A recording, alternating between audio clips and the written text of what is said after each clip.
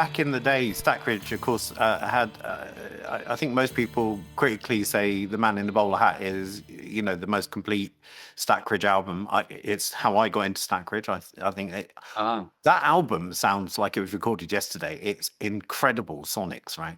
you think? Oh, well, great. And it was produced by George Martin. So you're in a unique position to say how big an influence do you think George? How big is George's influence on the Beatles? Because you've seen what he can do for a band. I know where you're coming from with that question.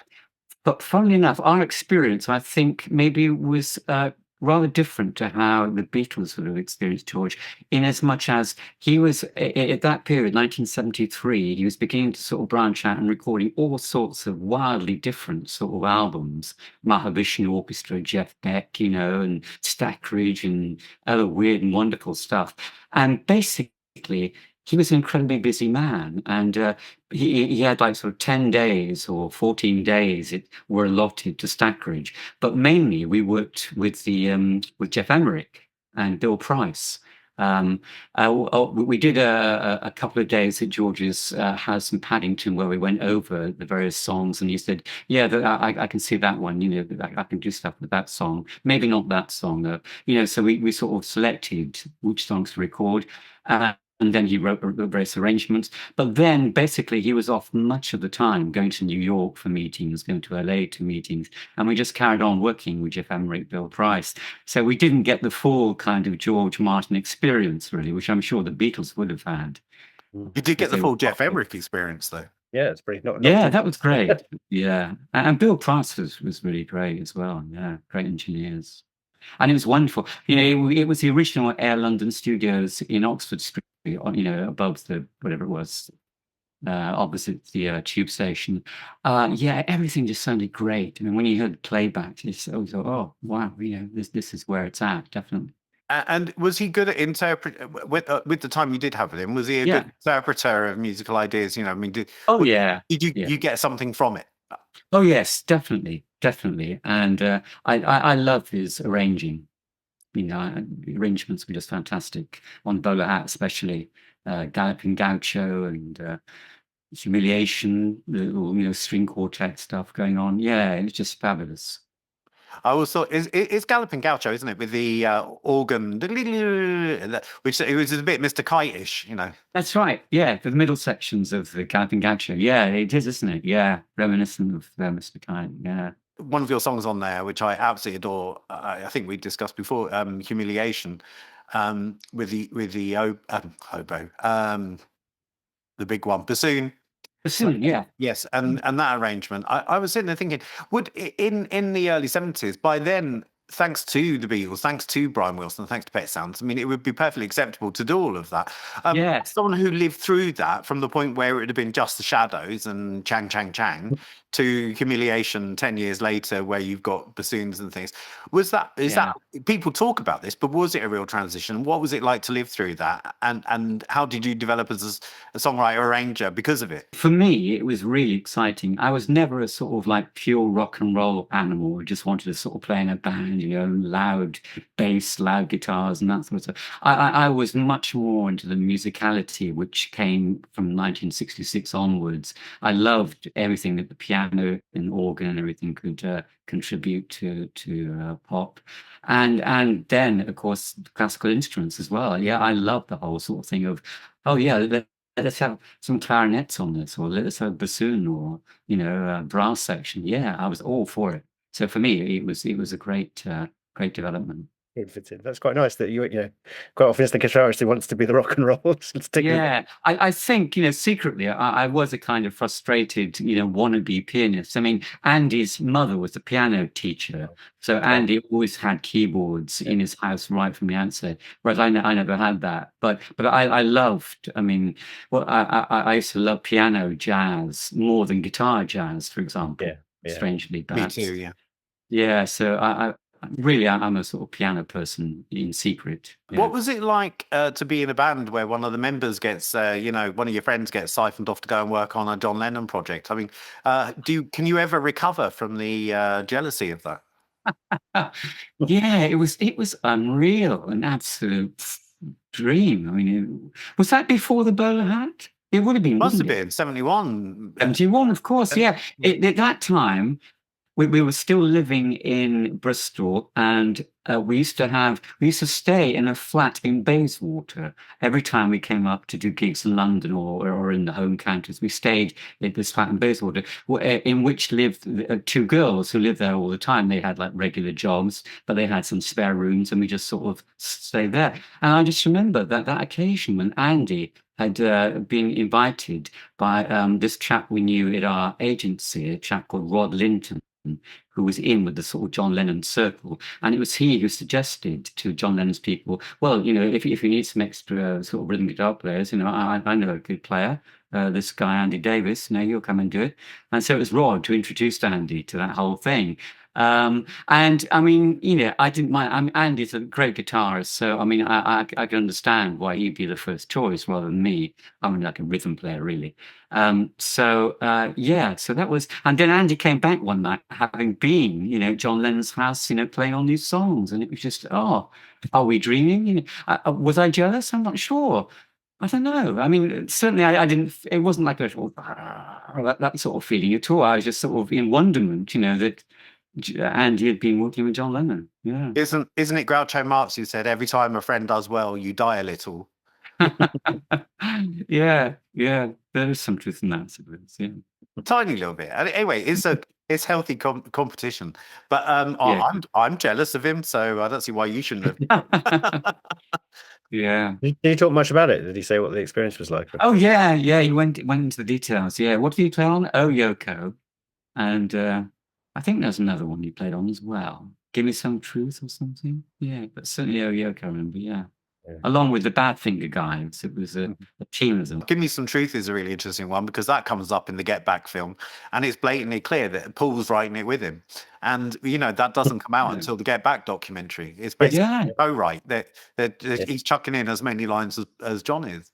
That's why I've always been skeptical, and I've read quotes from John Lennon saying, yeah, it was mostly me that wrote such and such a song, whereas obviously it sounds to me, no, that's definitely Paul. Surely he's coming up with those ideas, and Paul was capable of coming up with some very good lyrical ideas as well. I interviewed Macca once. So I mentioned the Toronto Peace concert that John threw up on the side of the stage, nerves. And Paul goes, oh, nerves, that was heroin.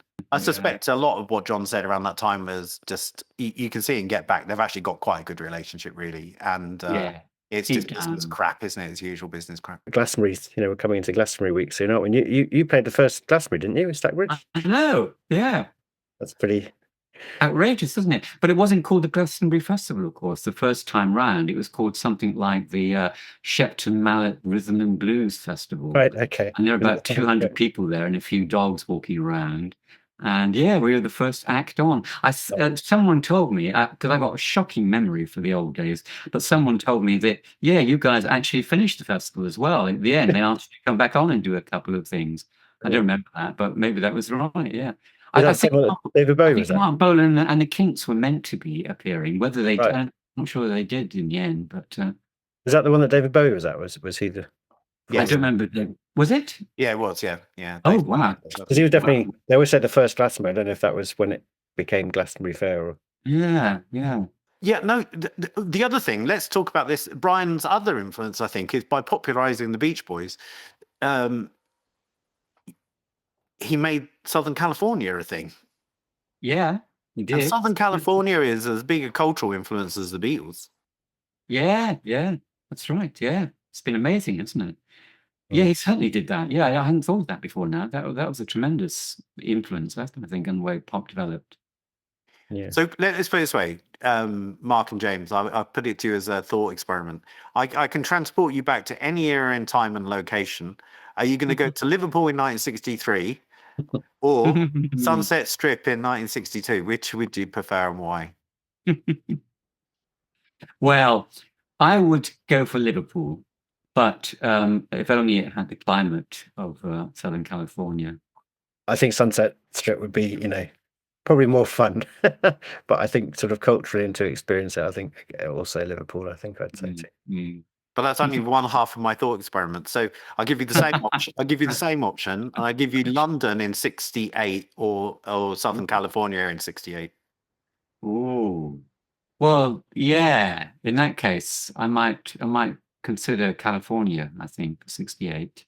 Yeah, I'm fascinated actually by Fleetwood Mac before Nicks and Buckingham joined. All that strange period when they were making all these albums and living and gigging in California and not quite sure, how to sort of develop.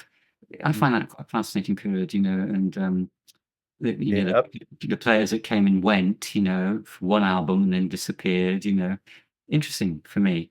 I've listened to Bare Trees a lot recently. It's amazing. Oh yeah, So yeah, fantastic. Guitar yeah. playing on that. When you think that's the kind of the between stages before they, Yes. quite, very sort of beautiful, uplifting the title track and a few others. Really, really amazing. Yeah. And how tragic the whole Danny Kerwin thing, isn't Yeah. it? So I think I think there's a compilation album they've just brought out of his era. It's called the sort of the Danny Cohen years or something. Oh, really?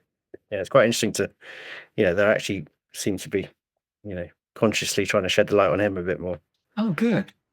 My job on this podcast, James, is to name drop all over the place simply because I have kind of interview people. But on that trip we were talking about earlier, Yeah. I was interviewing Steve Miller. Right. He lives in Washington, but he said, "Well, I'm in LA while you're there. Come to the studio." So we went to Gold Star, not Gold Star, Western Recorders. Yeah. When I got there, it's a tiny little studio. What he hadn't told me was he was playing Peter Green's parts in a reconstituted early Fleetwood Mac experiment. So we turned up. We're in this tiny studio. There's John. There's Mick. There's John Mayall. And they had a couple of other people, I don't know, they were filling in the other bits. And Pete and Steve was playing Peter's part. And it was all very loose and everything. Everyone had a fag. We all sat and had a beer. And it was like, oh, come and sit on the floor while we were rehearsing. So I sat on the floor while they were doing, trying to get Albatross together and for the world and things like that. It was incredible. Amazing. What an incredible experience. And when we got outside, I told Mick Fleetwood that my stepdad was a huge fan and was a drummer. And he said, well, Fleetwood Mac are finished. He goes, I've got the road cases out here. Just take some bits from there and take them home. So I had to lug a bass drum skin and some crap all the way back to England. What year was this? It was 2000. 2000. 2000. And what do you know what John May was playing? Not a bloody guitar. He had a something like a DX7. It wasn't even like a contemporary synthesizer. It was some rubbish one from the 80s, really thin. Oh my God. And he had a ponytail and a Hawaiian shirt on. It was like, this is so wrong. I need to meet you in London in 68. Brilliant. It's an interesting thing. Last question. In Brian reps, he's 82. I mean, and not been in best of health. But there is some that we're all about to be orphaned. We're being orphaned one person at a time at the moment. Culturally, those of us who grew up and love that period, it's actually a period I wasn't expecting to feel so sad about. But I can see a lot of stories coming to an end within 10 years, and it's actually quite heartbreaking, actually. Yeah, such a huge influence for any of those that were trying to make music from the sort of mid-60s onwards. Yeah, incomparable. I'm getting older myself, but I don't like to contemplate the idea of, there being no Paul or Ringo in the world or Brian. No, that would seem impossible, wouldn't it? Yeah. But we managed it with John and George going, so I suppose we will. It's really interesting because it's so often the case. I think that probably you and I and Mark here know as much about the Beatles as the Beatles know about the Beatles. Probably. That's weird, isn't it? Yeah. Maybe even a little more in some instances. Yeah. You see that quite often with Paul McCartney interviews, doesn't he? So I've got people who tell me where I was and what I did at whatever. Yeah. It doesn't. I don't waste my brain space with that. Well, you can't, can you? I mean, imagine if someone asked you to give a comprehensive account of your college years now. Exactly. Yeah. As you just said, James, you can't even remember yourself. So I know, it's shocking. Yeah. Imagine being at the first Glastonbury and not having a memory of it. Unfortunately, we need to wrap up, but we're back to Brian Wilson, I think. Yeah. What do you think his legacy will be, James? Well, I suppose in terms of melody, I mean, incomparable, really, along with McCartney. They're the two fantastic melodists at top, aren't they?